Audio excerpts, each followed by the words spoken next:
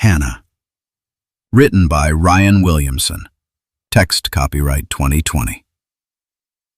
The station was designated HRS 05274, but he called her Hanna.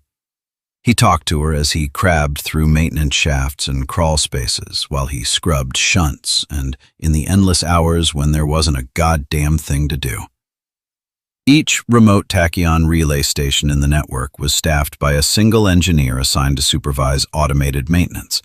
Every cycle, a transport would dock at the station to deliver supplies. A psychiatrist was also delivered to evaluate the maintenance engineer.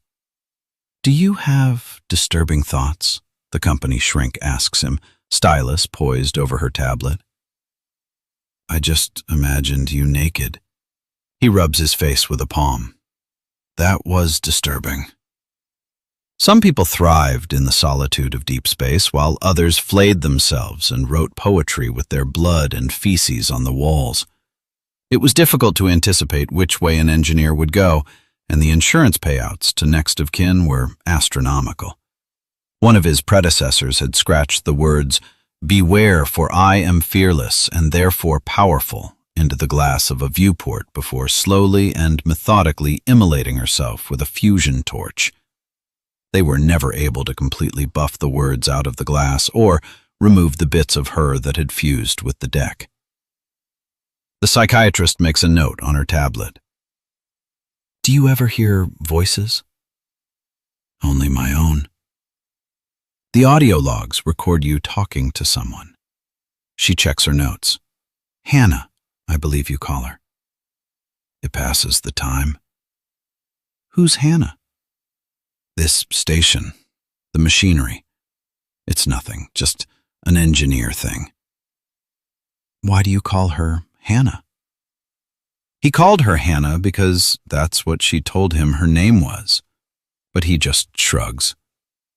Seemed to fit better than Bethany or Dolores.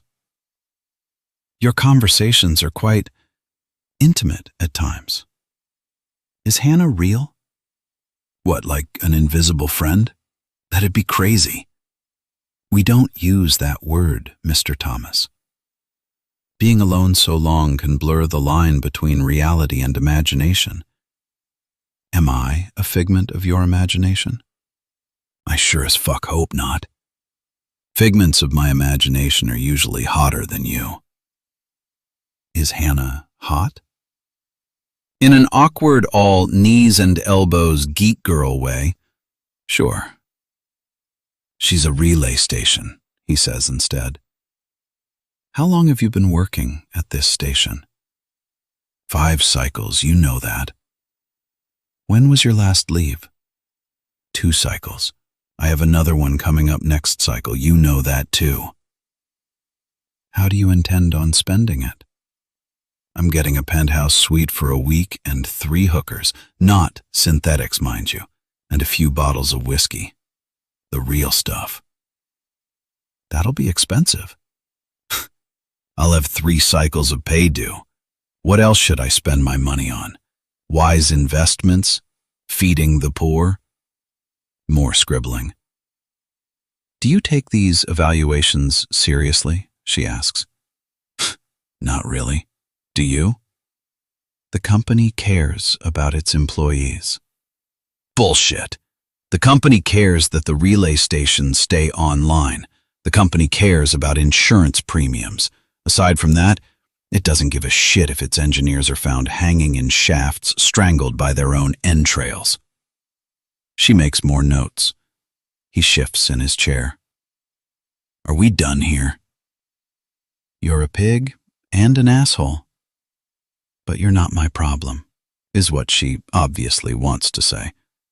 Instead, she gives him a thin smile. "Yes, we're done." "Good." He stands to leave, pauses, then looks her up and down. "You know, you're prettier when you smile." The thin smile grows thinner, and she makes a final note before shoving her tablet into a bag. "Good day, Mr. Thomas. I look forward to seeing you again next cycle." "Like cancer," he mutters as he walks away, trailing his hand along the cool metal of the passageway. The transport undocks and pulls away from the station, slowly becoming just another point of light in the blackness of deep space as he leans his head against the glass. 3 hookers? A soft voice asks behind him. Why not? He asks the stars. You could make a girl jealous. Nothing to be jealous about. He turns from the viewport. You're my girl. The woman standing behind him isn't what he'd call a knockout in the traditional sense, but she has a pretty face and enough of the right assets in enough of the right places. She crosses her arms and frowns, holding up one finger. Fine, he says. 1 hooker. Happy? Her smile is all wrinkled nose and crooked lips. Ball breaker, he says without conviction. She shrugs and walks away down an unlit corridor while his eyes follow her. It isn't an unpleasant view, even in her frumpy engineer's uniform. Maybe especially in it. When Hanna began speaking to him near the end of his first cycle on the station, he wondered if he was heading down the path that led to profane graffiti with bodily fluids, but decided not to mention it to the psychiatrist at the time. It was a good gig with plenty of free time. It paid very, very well. He saw no reason to fuck that up. His rationalization was that Hanna wasn't a symptom of insanity, but a manifestation of the heart and soul of the station, a ghost in the machine. But during his second cycle, when she started appearing to him, that was harder to rationalize. He'd spent the better part of a week crawling through conduits with a scanner, looking for a projection source. He checked the hollow projectors, the emergency display systems, even the goddamn fire suppression optics. Nothing. The station had no way to generate what he was seeing, which left 2 possibilities. Either something was on the station with him, or something was wrong with him. And he knew he wasn't defective, because if he was hallucinating, she'd be much more exotic. Hanna was about as far from exotic as a girl could get. Eventually, he stopped questioning it, and he admitted she'd grown on him after all these cycles alone with her, wrinkled nose, smile, and all. He might even say he loved her in his way. So he wasn't insane. What was driving him crazy was he couldn't touch her. 3 cycles between leaves was a damn long time to be alone with nothing but a box of tissues and a VR headset. He's sitting below the observation dome talking to Hanna about nothing in particular when she awkwardly unzips her coveralls and pulls them down to her waist. The dusting of freckles across her breasts mirrors the dusting of stars outside the dome. She kneels in front of him, shivering. What are you doing? He asks. I want to watch you. Watch me? I want to watch you do what you do with those stupid VR goggles on. But I want you to look at me while you're doing it. He'd never been the blushing sort, but he blushes anyway. You've been watching me? This is awkward. It doesn't have to be. Imagine you're making love to me. But I always do.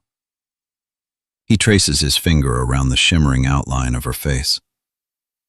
God, Hanna, I wish I could touch you. So do I. After, she sits beside him and hugs her knees.